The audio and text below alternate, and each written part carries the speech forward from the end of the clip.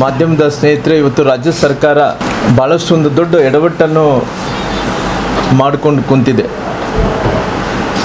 ಯಾಕಂದರೆ ಇವತ್ತು ಕಳೆದ 3 ತಿಂಗಳ ಹಿಂದುಗಡೆ ಏಪ್ರಿಲು, ಮೇ, ಜೂನ್ ತಿಂಗಳ 3 ತಿಂಗಳಲ್ಲಿ ಅವರು ಮಾಡಿರೋಂಥ ಎಡವಟ್ಟಿನ ಕಾರಣದಿಂದ, ಯಾಕಂದರೆ 3 ತಿಂಗಳ ಹಿಂದುಗಡೆನೇ ಅದು ಸರಿ ಮಾಡಿಕೊಂಡಿದ್ದರೆ ನಮ್ಮ ರೈತರು 9 ತಿಂಗಳ ಕಾಲ ನಾವು ಸಫರ್ ಆಗೋದು ಬೇಕಿದ್ದಿಲ್ಲ, ಜೊತೆಲಿ ನಮ್ಮ ಕಷ್ಟಗಳನ್ನು ಪಡೆಯೋದು ಬೇಕಿಲ್ಲ, ನಾವು ಸುಲಭವಾಗಿ ಬೆಳೆಯನ್ನು ತಗೋಬೋದಾಗಿತ್ತು. ಆದರೆ ಸರ್ಕಾರ ಮಾಡಿದಂಥ ಎಡವಟ್ಟದಿಂದ ಅವರು ಮುಂಜಾಗ್ರತೆ ಕ್ರಮಗಳು ತಗೊಂಡಿಲ್ಲದಕ್ಕೋಸ್ಕರವಾಗಿ ಇವತ್ತು ನಾವೆಲ್ಲರೂ ಕೂಡ 9 ತಿಂಗಳು ನಾವೆಲ್ಲರೂ ಕೂಡ ಕಾಯಬೇಕಾಗುತ್ತೆ. 9 ದಿನಗಳ ಕಾಲ ಅವರು ದಿನನಿತ್ಯ ಕೂಡ ಕಷ್ಟಪಡಬೇಕು, ದಿನನಿತ್ಯ ಕೂಡ ಬದುಕು ಮತ್ತು ಸಾವಿನ ಮಧ್ಯೆ ಹೋರಾಟವನ್ನು ಮಾಡೋಂಥ ಕೆಲಸ ಇವತ್ತು ರಾಜ್ಯ ಸರ್ಕಾರ ಇವತ್ತು ಮಾಡಿದೆ. ಯಾಕಂದರೆ ರಾಜ್ಯದಲ್ಲಿ ಒಂದು ಕಡೆ ಅತಿವೃಷ್ಟಿ, ಅನಾವೃಷ್ಟಿ, ಇವತ್ತು ರಾಜ್ಯದಲ್ಲಿ ಪರಿಸ್ಥಿತಿ ಏನಾಗಿದೆ ಅಂದ್ರೆಗಿನ ಒಂದು ಕಡೆ ಅತಿವೃಷ್ಟಿ ಆದರೆ ಕೂಡ ಕಷ್ಟ, ಅನಾವೃಷ್ಟಿ ಆದರೆ ಕೂಡ ತುಂಬ ಕಷ್ಟ.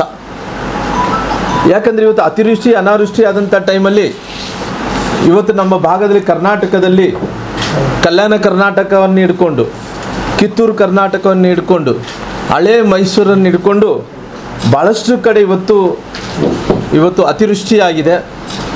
ಅತಿವೃಷ್ಟಿ ಆದಂಥ ಸಂದರ್ಭದಲ್ಲಿ ಇವತ್ತು ನಮಗೆ ಜನರು, ರೈತರು, ಈ ದೇಶದ ಬೆನ್ನೆಲುಬು ರೈತ.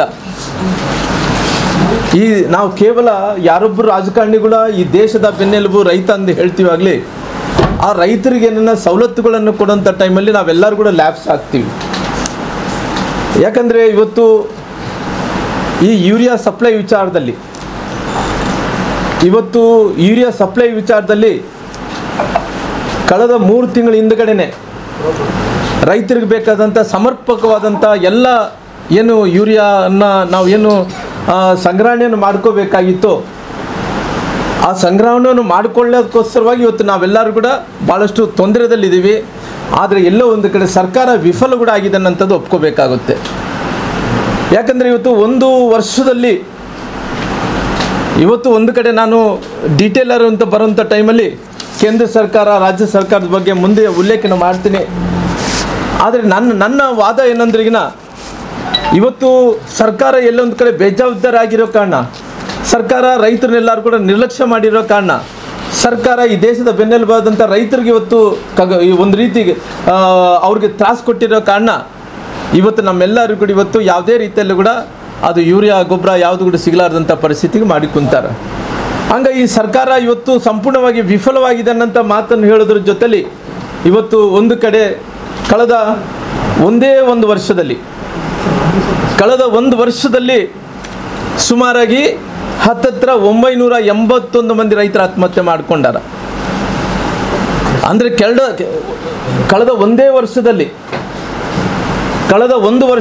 981 ಮಂದಿ ರೈತರ ಆತ್ಮಹತ್ಯೆಯನ್ನು ಮಾಡಿಕೊಂಡಿದ್ದಾರೆ. ಅಂದರೆ 2.5 ವರ್ಷದಲ್ಲಿ ಸುಮಾರಾಗಿ 3400 ಮಂದಿ ರೈತರ ಆತ್ಮಹತ್ಯೆಯನ್ನು ಮಾಡಿಕೊಂಡಾರ. ಇವತ್ತು ಸರಿಯಾದಂಥ ಸಮಯಕ್ಕೆ ಗೊಬ್ಬರ ಕೊಟ್ಟಿದೆ, ಸರಿಯಾದಂಥ ಟೈಮಿಗೆ ಅದು ಬೇಕಾದಂಥ ಸವಲತ್ತುಗಳನ್ನು ಕೊಟ್ಟಿದ್ದರೆ ಇವತ್ತು ಇಷ್ಟೊಂದು ದೊಡ್ಡ ಅನಾಹುತ ಆಗ್ತಿಲ್ಲ ಅನ್ನೋಂಥ ಮಾತನ್ನು ಕೂಡ ನಾನು ಉಲ್ಲೇಖನ ಮಾಡಬೇಕಾಗುತ್ತೆ. ಒಂದು ಕಡೆ ಎಲ್ಲೋ ಇವತ್ತು ಸರ್ಕಾರ ಅನ್ನೋಂಥದ್ದು ಸುಮಾರಾಗಿ ನಾನು 2.5 ವರ್ಷಗಳ ಹಿಂದುಗಡೆ ಏನು 3400 ಮಂದಿ ರೈತರ ಆತ್ಮಹತ್ಯೆಯನ್ನು ಮಾಡಿಕೊಂಡಿದ್ರು ಅದ್ರ ಬಗ್ಗೆ ಹೇಳೋಕೆ ಹೋಗಲ್ಲ.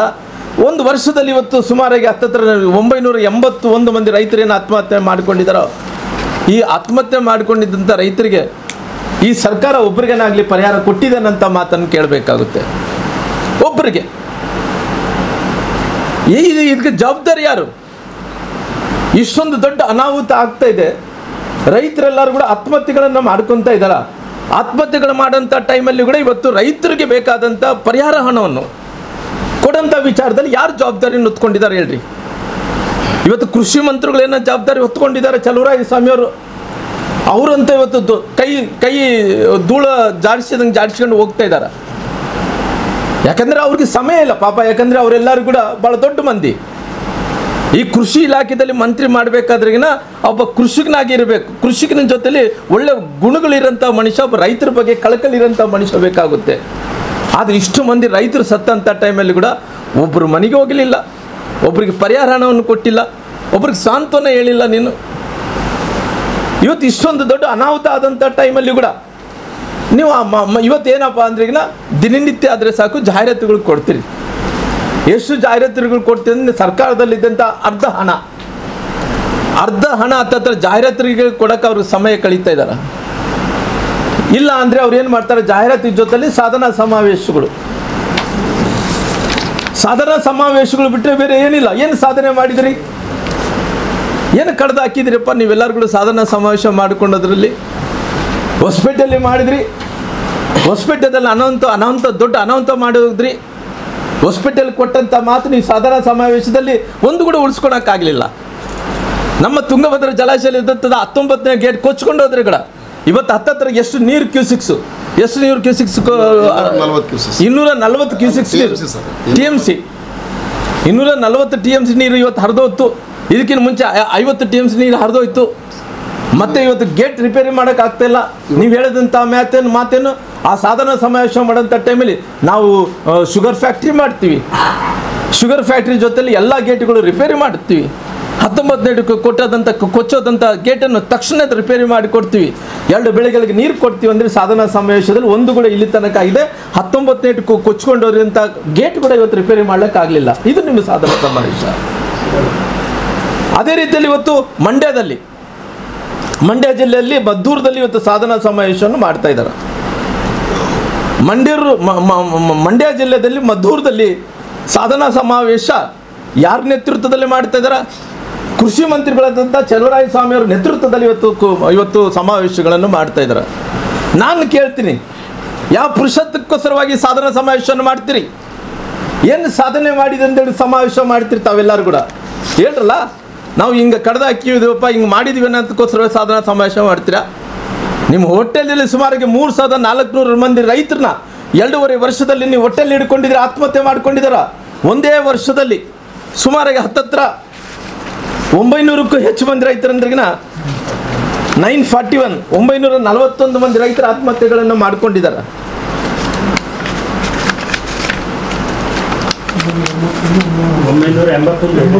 981 ಮಂದಿ. ಯಾಕಂದರೆ ಸುಮಾರು 981 ಮಂದಿ ರೈತರ ಆತ್ಮಹತ್ಯೆಯನ್ನು ಮಾಡಿಕೊಂಡಿದ್ದಾರೆ. ಇವತ್ತು ನೀವು ಸಾಧನಾ ಸಮಾವೇಶ ಮಾಡ್ತಾ ಇದ್ದೀರಲ್ಲ, ಕೃಷಿ ಮಂತ್ರಿಗಳು ಅದು ಉತ್ತರ ಕೊಡಬೇಕಾಗುತ್ತೆ. ಯಾಕಂದರೆ ಇವತ್ತು ನೀವೆಲ್ಲರಿಗೂ ಸಮಾವೇಶಗಳು ಮಾಡಿಕೊಳ್ಳೋದ್ರ ಮೂಲಕ, ಜಾಹೀರಾತುಗಳು ಕೊಡೋದ್ರ ಮೂಲಕ, ನೀವು ಸಾಧನಾ ಸಮಾವೇಶಗಳು ಮಾಡ್ಕೊಳ್ಳೋ ಮೂಲಕ ಇವತ್ತು ಏನು ಈ ಸಂದೇಶವನ್ನು ಕೊಡಬೇಕಂದೇಳಿ ಹೊಂಟಿದ್ರಿ. ನೀವೆಲ್ಲರೂ ಕೂಡ ಒಂದೇ ಒಂದು ಅಜೆಂಡಾ ಏನಪ್ಪ ಅಂದರೆ ಸೇರ್ತೀರಿ, ಸೇರಿದಂಥ ಟೈಮಲ್ಲಿ ಬೈತೀರಿ. ನಿಮ್ಮ ಕೃಷಿ ಮಂತ್ರಿಗಳು 2 ವರ್ಷದಲ್ಲಿ 3004 ಮಂದಿ ರೈತರನ್ನ ಆತ್ಮಹತ್ಯೆಯನ್ನು ಮಾಡ್ಕೊಂಡಂಥ ಕೆಲಸ ಮಾಡಿದ್ರ. ಒಂದೇ ವರ್ಷದಲ್ಲಿ ಸುಮಾರಾಗಿ 981 ಮಂದಿ ರೈತರ ಆತ್ಮಹತ್ಯೆಯನ್ನು ಮಾಡ್ಕೊಂಡಂಥ ಕೆಲಸ ಮಾಡಿದ್ರ. ಅವರ ಸಮ್ಮುಖದಲ್ಲಿ ಸಾಧನಾ ಸಮಾವೇಶಪ್ಪ ಏನಂದರೆ ಅಲ್ಲಿ ಸೇರಿದಂಥ ಒಂದೇ ಒಂದು ಅಜೆಂಡಾ ಏನಂದ್ರೆ ಒಂದು ಕಡೆ ಕುಮಾರಸ್ವಾಮಿ ಅವರು ಬೈಯೋದು, ಒಂದು ಅಜೆಂಡಾ ಏನಪ್ಪ ಅಲ್ಲಿ ಹೋಗಬೇಕು, ಕುಮಾರಸ್ವಾಮಿ ಅವರ ಕೇಂದ್ರ ಮಂತ್ರಿಗಳು ಬೈಯಬೇಕು. ಇಲ್ಲ ಅಂದರೆ ಇವತ್ತು ಮಳೆ ಅತಿವೃಷ್ಟಿ ಆಗ್ತಾ ಇದೆ. ಅತಿವೃಷ್ಟಿ ಆಗೋಂಥ ಟೈಮಲ್ಲಿ ಸರ್ಕಾರ ಇವತ್ತು ನಮಗೆ ಸರಿಯಾದಂಥ ಟೈಮಿಗೆ ಗೊಬ್ಬರ ಕೊಟ್ಟಿಲ್ಲ, ನಮಗೆ ಸಪ್ಲೈ ಮಾಡೋಕ್ಕೆ ಆಗ್ತಾ ಇಲ್ಲ ಅನ್ನಂತ ಹೇಳಬೇಕಾದ್ರೆ ಬಿಡೋದು ಬಿಟ್ಟರೆ, ಇಲ್ಲಿದ್ದ ಪ್ರಧಾನಮಂತ್ರಿಗಳಂತ ನರೇಂದ್ರ ಮೋದಿಜಿಯನ್ನು ಬೈಬೇಕು, ಇಲ್ಲಿದ್ದ ಕೇಂದ್ರದ ಕೃಷಿ ಮಂತ್ರಿಗಳನ್ನ ನೀವು ಯಾರು JP ನಡ್ಡಾ ಅವ್ರನ್ನ ಬೈಬೇಕು. ಬೇರೆ ಏನು ಮಾಡ್ತೀರಿ ಸಾಧನಾ ಸಮಾವೇಶದಲ್ಲಿ?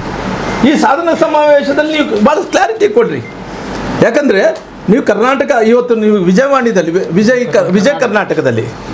ಕರ್ನಾಟಕದಲ್ಲಿ ಭಾಳ ಸ್ಪಷ್ಟವಾಗಿ ಕರ್ನಾಟಕ ಮುಂಗಾರು ಹಂಗಾಮದಲ್ಲಿ ಅಗತ್ಯವಿರುವಂಥ ಸರಾಸರಿ ಪ್ರಮಾಣಕ್ಕಿಂತಲೂ ಹೆಚ್ಚಿನ ಪ್ರಮಾಣದಲ್ಲಿ ಯೂರಿಯಾ ಪೂರೈಸಲಾಗಿದೆ. ಕೇಂದ್ರದ ರಸಗೊಬ್ಬರದ ಇಲಾಖೆ ಸ್ಪಷ್ಟಪಡಿಸಿದೆ.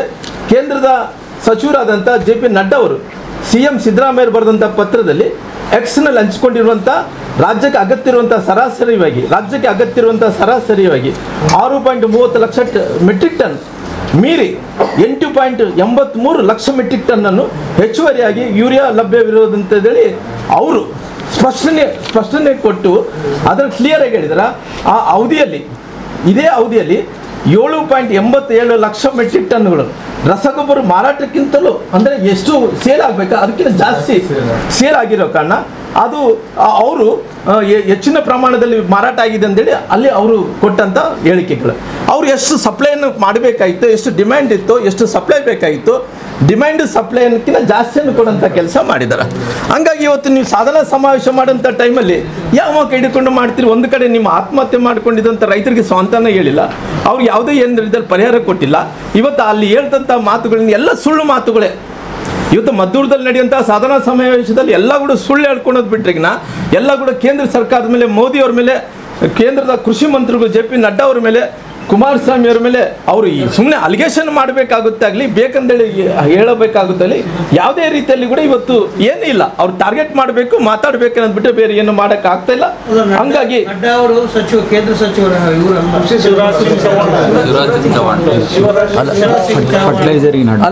ಫರ್ಟಿಲೈಸರ್ಸ್ಗೆ ನಡ್ಡಾ ಬರ್ತಾರೆ. ಈ ಕೃಷಿಗೆ ಸಂಬಂಧಪಟ್ಟಿರೋಂಥವ್ರು ಶಿವರಾಜ್ ಸಿಂಗ್ ಚೌಹಾಣ್ ಅವರು ಬರ್ತಾರೆ. ಹಂಗಾಗಿ ಇವತ್ತು ನಾನು ಕೇಳ್ತೀನಿ, ನೀವು ಬೇಕಾದ್ರಿಗಿನ ಸಿದ್ದರಾಮಯ್ಯವ್ರನ್ನ ಮುಖ್ಯಮಂತ್ರಿಗಳ ಕೇಳ್ರಿ. ಮುಖ್ಯಮಂತ್ರಿಗಳು ಕೂಡ ಭಾಳ ಸ್ಪಷ್ಟೀಕರಣದಲ್ಲಿದ್ದಾರೆ.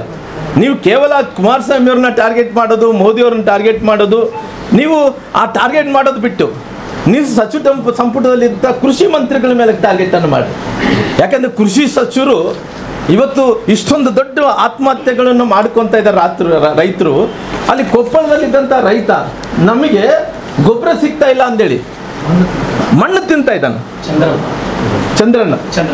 ಚಂದ್ರಪ್ಪ ಮಣ್ಣು ತಿಂತಾ ಇದ್ದಾನೆ. ಅಂದರೆ ಊಟ ಹಾಕುವಂಥ ರೈತ, ಅನ್ನದಾತ, ನಮಗೆ ಆ ಅನ್ನ ಕೊಡೋಂಥ ರೈತ ಇವತ್ತು ಮಣ್ಣು ತಿಂತಾ ಇದ್ದಾನೆ. ನೋಡ್ರಿ ನಮ್ಮ ಪರಿಸ್ಥಿತಿ ಎಲ್ಲಿಗೆ ಬಂತು. ಇವತ್ತು ಊಟ ಕೊಡಂತ ರೈತ ಇವತ್ತು ಮಣ್ಣು ತಿನ್ನಂತ ಪರಿಸ್ಥಿತಿಗೆ ನಾವು ಬಂದ್ಬಿಟ್ಟಿದ್ದೀವಿ. ಅವ್ರನ್ನ ನೀವು ಇವತ್ತು ಟಾರ್ಗೆಟ್ ಮಾಡಂಗಿದ್ರೆ ಸಾಧಾರಣ ಸಮಾವೇಶದಲ್ಲಿ ಮೋದಿ ಬಗ್ಗೆ ಮಾತಾಡಬೇಡ್ರಿ, ಕೃಷಿ ಮಂತ್ರಿಗಳ ಬಗ್ಗೆ ಮಾತಾಡಬೇಡ್ರಿ, ಅಗ್ರಿಕಲ್ಚರ್ ಮಂತ್ರಿಗಳ ಬಗ್ಗೆ ಮಾತಾಡಬೇಡ್ರಿ, ಕುಮಾರಸ್ವಾಮಿ ಅವ್ರ ಬಗ್ಗೆ ಮಾತಾಡ್ರಿ. ಏನು ಮಾತಾಡ್ತೀರ ಮಾತಾಡ್ರಿ. ನೀವು ಇವತ್ತು ಮಾತಾಡಂಗಿದ್ರಿಗಿನ ನನಗೆ ಒಂದು ಸ್ಪಷ್ಟೀಕರಣ ಕೊಡ್ರಿ. ಏನು ಸ್ಪಷ್ಟೀಕರಣ? ರಾಜ್ಯದಲ್ಲಿದ್ದಂಥ 981 ಮಂದಿ ಒಂದು ವರ್ಷದಲ್ಲಿ ಏನು ಆತ್ಮಹತ್ಯೆ ಮಾಡಿಕೊಂಡಿದ್ದಾರೋ ಅವ್ರಿಗೆ ಜೀವಕ್ಕೆ ಬೆಲೆ ಕಟ್ಟಿಕೊಡ್ರಿ. ಅವ್ರಿಗೆ ನೀವು ಸಾಧನಾ ಸಮಾವೇಶ ಮಾಡಂಗಿದ್ರೆ 981 ಮಂದಿ ರೈತರು ಆತ್ಮಹತ್ಯೆ ಮಾಡಿಕೊಂಡಿದ್ದಂಥವ್ರಿಗೆ ಅವ್ರಿಗೆ ಜೀವಕ್ಕೆ ಬೆಲೆ ಕೊಡೋಂಥ ಕೆಲಸ ಮಾಡಿ. ಇವತ್ತು ಸುಮಾರಾಗಿ 8 ಪಾಯಿಂಟು ಏನು ಇವತ್ತು ಕೇಂದ್ರ ಸರ್ಕಾರ ಹೇಳಿದಂತೆ ಅವ್ರು ಕೇಳಿದಿರೋಂಥದ್ದಷ್ಟು 8.73 ಲಕ್ಷಕ್ಕಿಂತ ಇವತ್ತು ಜಾಸ್ತಿಯಾಗಿ ಇವತ್ತು ಗೊಬ್ಬರವನ್ನು ಕೂಡ ಸಪ್ಲೈ ಮಾಡೋಂಥ ಕೆಲಸ ಕೂಡ ಮಾಡಿದ್ದಾರೆ. ನಾನು ಈ ಸಮಾವೇಶ ಹೆಸರಲ್ಲಿ ಇವತ್ತು ಒಂದು ಕಡೆ ನೀವು ಏನು ಹೇಳಬೇಕಂದು ಹೋಗ್ತಾ ಇದ್ರೋ ಕಂಪಲ್ಸರಿ ಅದನ್ನು ಪೂರ್ಣ ಮಾಡೋಕ್ಕಂತ ಆಗಲ್ಲ. ನಾನು ಕೇಳ್ತಾ ಇದ್ದೀನಿ, ಇವತ್ತು ನೀವು ಈ ಸಾಧಾರಣ ಸಮಾವೇಶದಲ್ಲಿ ಒಂದು ತೀರ್ಮಾನವನ್ನು ತಗೊಳ್ರಿ. ಏನು ತೀರ್ಮಾನ ತಗೋಬೇಕು? 2 ತೀರ್ಮಾನ ತಗೊಳ್ರಿ. ಒಂದು ತೀರ್ಮಾನ ಇವಾಗ ಹೇಳ್ತೀನಿ, ಇನ್ನೊಂದು ತೀರ್ಮಾನ ಮುಂದಕ್ಕೆ ಹೇಳ್ತೀನಿ. ಏನು ತೀರ್ಮಾನ ತಗೋಬೇಕು? ನಿಮ್ಮ ಕೃಷಿ ಸಚಿವರಾದಂಥ ಸನ್ಮಾನ್ಯ ಚಲುವರಾಯಸ್ವಾಮಿಯವ್ರನ್ನ ಏನು ಒಂದು ವರ್ಷದಲ್ಲಿ 981 ಮಂದಿ ರೈತರು ಏನು ಆತ್ಮಹತ್ಯೆಯನ್ನು ಮಾಡಿಕೊಂಡಿದ್ದಾರೋ ಅವ್ರ ಆತ್ಮಕ್ಕೆ ಯಾರು ಅವ್ರಿಗೆ ಜವಾಬ್ದಾರಿಯನ್ನು ತಗೋಬೇಕು, ಆ ಜವಾಬ್ದಾರಿ ತೊಗೊಳ್ಳೋಂಥ ಟೈಮಲ್ಲಿ ಇಲ್ಲಿ ತನಕ ಪರಿಹಾರವನ್ನು ಕೊಟ್ಟಿಲ್ಲ, ಅವ್ರಿಗೆ ಸ್ವಂತನೂ ಕೂಡ ಹೇಳಿಲ್ಲ, ಏನು ಮಾಡಲಿಲ್ಲ ಆದಂಥ ಸಂದರ್ಭದಲ್ಲಿ ಕೂಡ ನೀವು ಇವತ್ತು ನಿರ್ಧಾರ ತಗೋಬೇಕು. ಅಲ್ಲೇ ವೇದಿಕೆ ಮೇಲೆ ಮುಖ್ಯಮಂತ್ರಿಗಳು ಘೋಷಣೆ ಮಾಡಬೇಕು, ಚಲುವರಾಯಸ್ವಾಮಿ ಅವ್ರನ್ನ ಕೃಷಿ ಮಂತ್ರಿಗಳಾಗಿ ರಾಜೀನಾಮೆ ಕೊಡಿಸ್ಬೇಕು. ಯಾಕಂದರೆ ಇಷ್ಟೊಂದು ದೊಡ್ಡ ಅನಾಹುತ ಯಾವತ್ತೂ ಆಗಿದ್ದಿಲ್ಲ. ಅದಕ್ಕೋಸ್ಕರವಾಗಿ ನಾನು ಒತ್ತಾಯ ಮಾಡ್ತಾ ಇದ್ದೀನಿ, ಅವ್ರನ್ನ ಆದಷ್ಟು ಬೇಗ ಸಚಿವ ಸಂಪುಟದಿಂದ ಸಚಿವ ಸಂಪುಟದಲ್ಲಿದ್ದಂಥ ಎಲ್ಲ ಸಚಿವರೆಲ್ಲರೂ ಕೂಡ ಸೇರಿಕೊಂಡು ಅವ್ರನ್ನ ಅಲ್ಲಿ ರಾಜೀನಾಮೆಯನ್ನು ತಗೊಳ್ಳೋಂಥ ಕೆಲಸ ಕೂಡ ನಾನು ಮಾಡಬೇಕು ಅನ್ನೋಂಥ ಒತ್ತಾಯವನ್ನು ಕೂಡ ಮಾಡ್ತೀನಿ. ಯಾಕೆ ಅಲ್ಲ, ನಾನು ಒತ್ತಾಯ ಮಾಡ್ತೀನಿ. ಅವರು ರಾಜೀನಾಮೆ ಕೊಡ್ತಾರಿಲ್ಲ, ಸಿಎಂ ಮನಸ್ಸು ಮಾಡಿದರೆ ಮಾಡ್ಬೋದು. ಹಂಗಾಗಿ ಇವತ್ತು ಇವತ್ತು ಈ ನಿರ್ಧಾರವನ್ನು ತಗೊಂಡಂಥ ಕೆಲಸ ಮಾಡಬೇಕು. ಯಾಕಂದರೆ ಅವ್ರಿಗೆ ಸರಿಯಾದಂಥ ಸಮಯ ಕೊಡಲಿಕ್ಕಾಗಲಿಲ್ಲ, ಅವ್ರ ಇಲಾಖೆಯಲ್ಲಿ ಕೆಲಸ ಮಾಡಲಿಕ್ಕಾಗಲಿಲ್ಲ. ಇಷ್ಟೊಂದು ದೊಡ್ಡ ಅನಾಹುತಿಗೆ ಅವರೇ ಆಗಿರೋ ಕಾರಣ ಈ ಸಮಾರಂಭದಲ್ಲಿ ಆ ರೀತಿ ಅವ್ರನ್ನ ನಿರ್ಧಾರವನ್ನು ತೊಗೊಂಡಂಥ ಕೆಲಸ ಮಾಡಬೇಕು. ಯಾಕಂದರೆ ಇವತ್ತು ಪಾಪ ಅಂತೂ ಯಾರನ್ನ ಬಿಡಲ್ಲ, ಯಾಕಂದರೆ ಇವತ್ತು ಕರ್ಮ ಅಂತೂ ಹಿಂದೆ ಬಂದೇ ಬರುತ್ತೆ. ಆ ಕರ್ಮದಿಂದ ಇವತ್ತು ಸುಮಾರಾಗಿ 961 ಮಂದಿ ರೈತರು ಆತ್ಮಹತ್ಯೆ ಮಾಡ್ಕೊಂಡಿರೋ ಕಾರಣ, 81 ಮಂದಿ ರೈತರು ಆತ್ಮಹತ್ಯೆ ಮಾಡ್ಕೊಂಡಿರೋ ಕಾರಣ ಅವ್ರಿಗೆಲ್ಲರಿಗೂ ಕೂಡ ಪರಿಹಾರವನ್ನು ಕೊಡೋಂಥ ಕೆಲಸ ಮಾಡಬೇಕು. ಅವ್ರಿಗೆ ಜನರಿಗೆ ಎಲ್ಲರ ಜೊತೆಲಿ ಹೋಗಿ ಸಾಂತ್ವನ ಹೇಳೋಂಥ ಕೆಲಸ ಮಾಡಬೇಕು. ಅವ್ರ ಮನೆ ಮನೆಗೆ ಭೇಟಿ ಕೊಡೋಂಥ ಕೆಲಸ ಆಗಬೇಕು. ಅಕಸ್ಮಾತ್ ಮುಖ್ಯಮಂತ್ರಿಗಳು ರೈತರ ಪರ ಇದೀನಿ ಅನ್ನೋಂಥ ಒಂದು ಭಾವನೆಗಳಿದ್ರೆಗಿನ ಅವ್ರು ಇವತ್ತೇ ಸೂಚನೆಯನ್ನು ಕೊಡಬೇಕು. ಇವತ್ತು ಆದಷ್ಟು ಬೇಗನೆ ಇವತ್ತೇ ಸೂಚನೆಯನ್ನು ಕೊಡಬೇಕು. ಈ ರಾಜ್ಯದಲ್ಲಿದ್ದಂಥ ಎಲ್ಲ ಜಿಲ್ಲೆಗಳಿಗೆ ಹೋಗಿ ಎಲ್ಲ ಸಂಬಂಧಪಟ್ಟಿದ್ದಂಥ ಮಂತ್ರಿಗಳು, ಯಾಕಂದರೆ ಕೃಷಿ ಮಂತ್ರಿಗಳ ಮೇಲೆ ಭಾಳ ಜವಾಬ್ದಾರಿ ಇರ್ತದೆ.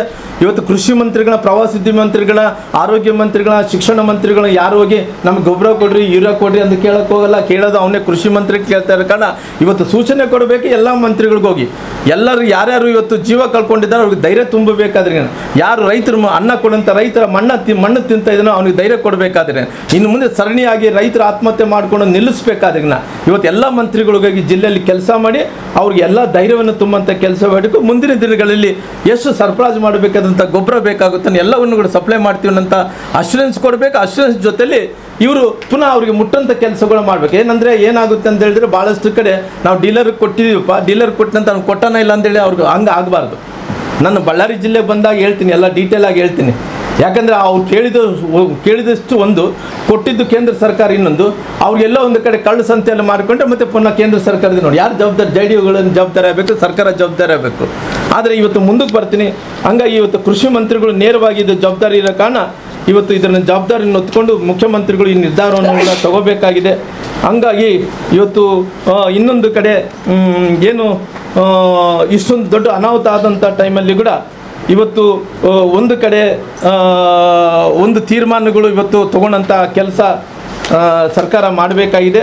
ಅದಕ್ಕೋಸ್ಕರವಾಗಿ ನಾನು ಇನ್ನು ಏನು ಈ ರಾಜ್ಯದಲ್ಲಿದ್ದಂಥ ಏನು ಬೆಂಗಳೂರಲ್ಲಿ ಕಾಲ್ತುಳಿತಲದಲ್ಲಿ ಇವತ್ತು ಏನು IPL ಕ್ರಿಕೆಟ್ ಮ್ಯಾಚಲ್ಲಿ ಏನು ಬೆಂಗಳೂರು ತಂಡ ಗೆದ್ದು ಬಂದು ಬೆಂಗಳೂರು ಬಂದಂಥ ಟೈಮಲ್ಲಿ 11 ಮಂದಿ ಏನು ಡೆತ್ ಆಗಿದ್ದಾರೆ ಅಂತ ಹೇಳಿದಲ್ಲ, 11 ಮಂದಿ ಅಲ್ಲ, ಇವತ್ತಿನ ಲೆಕ್ಕಕ್ಕೆ ಬರ್ತಾ ಇದ್ದೇವೆ, 20ಕ್ಕೂ ಹೆಚ್ಚು ಮಂದಿ ಕಾಲ್ತುಳಿತದಲ್ಲಿ ಡೆತ್ ಆಗಿದ್ದಾರೆ ಅನ್ನತ್ತಿದೆ. ಅವತ್ತಿನ ಸಂದರ್ಭದಲ್ಲಿ ಬೇರೆ ಬೇರೆ ಕಾರಣಗಳಿಂದ ಅವ್ರು ನೋಡಿಸ್ಲಿಕ್ಕಾಗಲಿಲ್ಲ, ಮತ್ತು ಅವರು ಸೀರಿಯಸ್ ಇದ್ದಂಥವ್ರು ಕೂಡ ಡೆತ್ ಆಗಿದ್ದಾರೆ.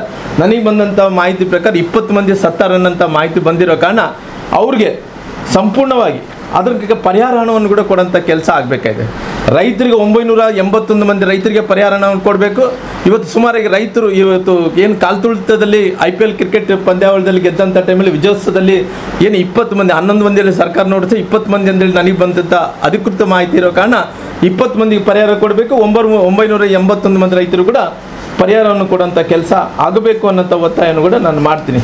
ಹಂಗಾಗಿ ಇವತ್ತು ನಮ್ಮ ಭಾಗದಲ್ಲಿದ್ದಂಥ ರೈತ ಮುಖಂಡರು ಎಲ್ಲರೂ ಕೂಡ ಬಂದಿದ್ದಾರೆ. ಬಂದಂಥ ಟೈಮಲ್ಲಿ ಅವರು ಬಳ್ಳಾರಿ ಜಿಲ್ಲೆದು ಬೇರೆ ಬೇರೆ ಈ ಉತ್ತರ ಕಲ್ಯಾಣ ಕರ್ನಾಟಕ ಬಗ್ಗೆ ಬ್ರೀಫ್ ಮಾಡ್ತೀನಿ. ಇನ್ನೊಂದು ಏನಂದ್ರಿಗಿನ ನಮ್ಮ ಮುಖ್ಯಮಂತ್ರಿಗಳು ಸುಪುತ್ರರು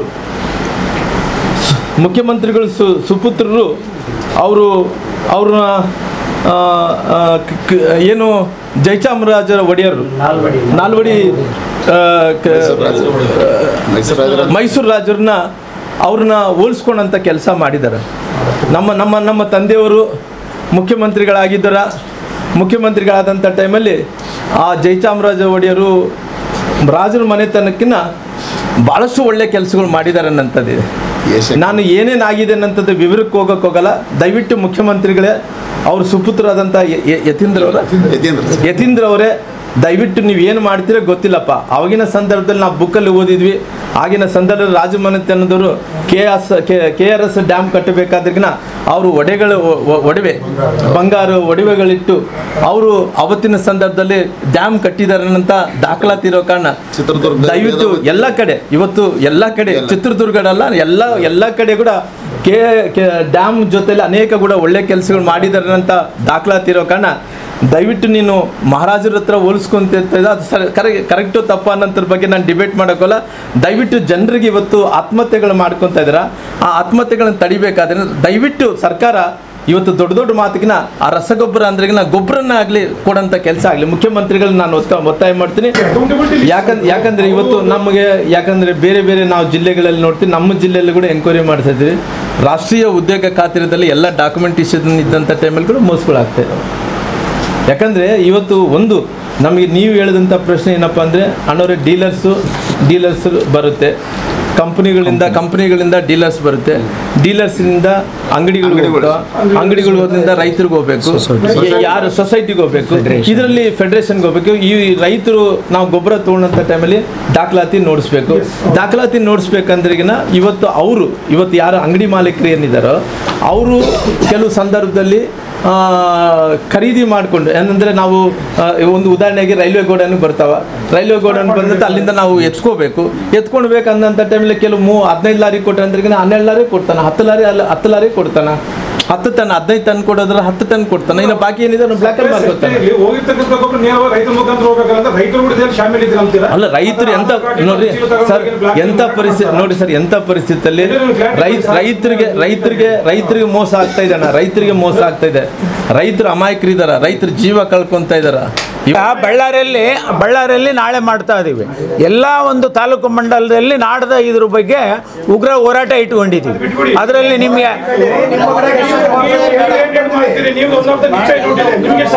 ನಾವು 267 ರೂಪಾಯಿ ಮಾರ್ತಾ ಇದ್ದೀವಿ. ಕಂಪನಿಗಳವ್ರು ಏನು ಮಾಡ್ತಾ ಇದಾರಪ್ಪ ಅಂತಂದ್ರೆ ಅದು ನಾನೇ ನಾನು DAP ತಗೋಬೇಕಪ್ಪ ಅಂತೇಳಿ ಹೇಳ್ತಾ ಇದಾರ.